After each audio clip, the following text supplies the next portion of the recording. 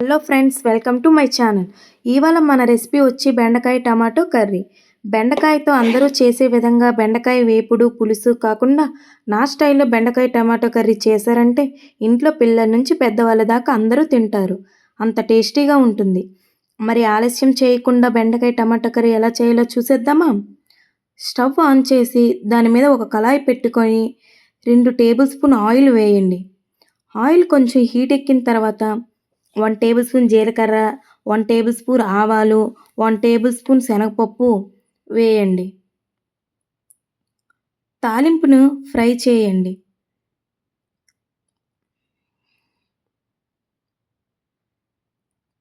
తాలింపు వేగిన తర్వాత 2 మీడియం సైజు ఉల్లిపాయలు తీసుకొని చిన్న ముక్కలుగా కట్ చేసి తాలింపులో వేసుకోండి. బాగా కలపండి. 4 పచ్చిమిర్చి, 4 వెల్లుల్లి రెమ్మలు వేసి మొత్తం కలపండి. లాస్ట్‌లో కరివేపాకు వేసుకోండి. ఇది సిమ్‌లో ఉండి చేసుకోండి.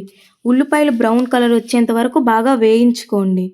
2 నిమిషాలు మూత పెట్టండి. మూత పెట్టి 2 నిమిషాల తర్వాత చూస్తే ఉల్లిపాయలు బ్రౌన్ కలర్‌లోకి వచ్చేసాయి. దీనిలో ఒక పావు కేజీ బెండకాయ ముక్కల్ని తీసుకొని తాలింపులో వేసుకోండి. తాలింపు బెండకాయ ముక్కల్ని బాగా కలిసేటట్టు మొత్తం చక్కగా కలుపుకోండి. అర టీ స్పూన్ పసుపు, 2 టేబుల్ స్పూన్ సాల్టు యాడ్ చేయండి. పసుపు, సాల్టు కలిసేటట్టుగా కలుపుకోండి. ఇది మీడియం ఫ్లేమ్‌లో ఉంచి చేసుకోండి. హై ఫ్లేమ్‌లో పెడితే బెండకాయలు మాడిపోతాయి, కర్రీ పాడైపోతుంది. 2 నిమిషాల తర్వాత ఒక కప్పు టమాటా ముక్కలను వేసుకోండి. టమాటాలను, బెండకాయలు మొత్తం కలిసేటట్టుగా కలుపుకోండి. మీడియం ఫ్లేమ్‌లో 15 మినిట్స్ బాగా ఫ్రై చేయండి. 15 మినిట్స్ తర్వాత మూత తీసి చూస్తే బెండకాయలు, టమాటాలు బాగా మెత్తబడిపోయాయి.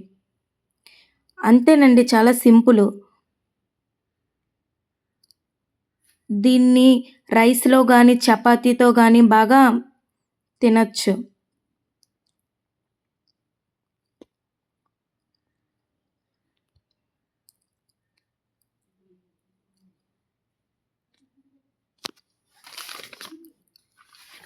లాస్ట్‌లో కొంచెం 1 టేబుల్ స్పూన్ కారంని యాడ్ చేయండి.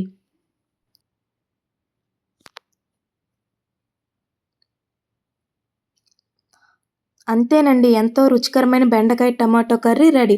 చివరిలో కొంచెం కొత్తిమీరని యాడ్ చేయండి.